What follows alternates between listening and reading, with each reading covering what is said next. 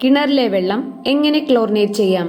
കിണറിലെ വെള്ളത്തിന്റെ അളവ് കൃത്യമായി കണക്കാക്കുന്നതിനായി ആദ്യം കിണറിന്റെ വ്യാസം എത്ര മീറ്റർ ഉണ്ടെന്ന് നോക്കണം. അതിനായി കിണറിന്റെ മുകൾ ഭാഗത്തെ റിങ്ങിന്റെ നടുഭാഗത്തു കൂടി ഒരറ്റത്തു നിന്നും മറ്റേ അറ്റം വരെ എത്ര നീളമുണ്ടെന്ന് അളന്നെടുക്കുക. അതാണ് കിണറിന്റെ വ്യാസം.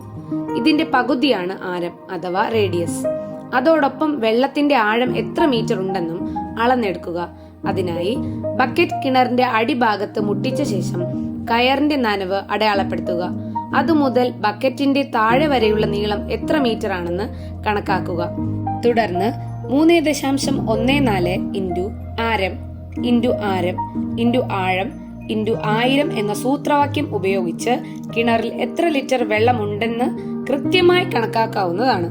വെള്ളത്തിന്റെ അളവ് കണക്കാക്കിയ ശേഷം അതിനാവശ്യമായ ബ്ലീച്ചിങ് പൗഡർ ഓരോ 1000 ലിറ്ററിനും 2.5 ഗ്രാം വീതം, അതായത് 1 ടീസ്പൂൺ എന്ന കണക്കിലെടുത്ത് ഇതിൽ അല്പം വെള്ളം ചേർത്ത് കുഴമ്പ് രൂപത്തിലാക്കണം. നന്നായി കുഴമ്പ് രൂപത്തിലാക്കിയ ശേഷം ഒരു പ്ലാസ്റ്റിക് ബക്കറ്റിന്റെ 1/4 ഭാഗത്തോളം വെള്ളമൊഴിച്ച് അതിലേക്ക് തയ്യാറാക്കിയ കുഴമ്പ് ചേർത്ത് നീളമുള്ള സ്പൂൺ ഉപയോഗിച്ച് നന്നായി ഇളക്കുക. ശേഷം 10 മിനിറ്റ് ബക്കറ്റ് അനക്കാതെ വെള്ളം തെളിയാനായി വെക്കുക. തെളിഞ്ഞ ലായനിയിൽ ക്ലോറിൻ പൂർണ്ണമായും ലയിച്ചിരിക്കും. ഇനി കിണറിലെ വെള്ളം കോരുന്ന ബക്കറ്റിലേക്ക് ഇതിൽ നിന്നും തെളിഞ്ഞ ലായനി ഒഴിക്കുക. തുടർന്ന് ഈ ബക്കറ്റ് കിണറിന്റെ താഴെ വരെ എത്തിച്ച് ശക്തിയായി ഉയർത്തുകയും താഴ്ത്തുകയും ചെയ്ത് കിണറിലെ വെള്ളത്തിൽ ബക്കറ്റിലെ ക്ലോറിൻ ലായനി നന്നായി കലർത്തുക. 1 മണിക്കൂറിന് ശേഷം കിണറിലെ വെള്ളം ഉപയോഗിക്കാവുന്നതാണ്.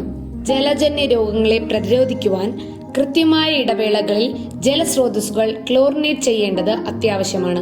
ജലമാണ് ജീവൻ ക്യാമ്പയിൻ 2025 ഓഗസ്റ്റ് 30-31 തീയതികളിൽ അണിചേരാം നമ്മുടെ ആരോഗ്യത്തിനായി.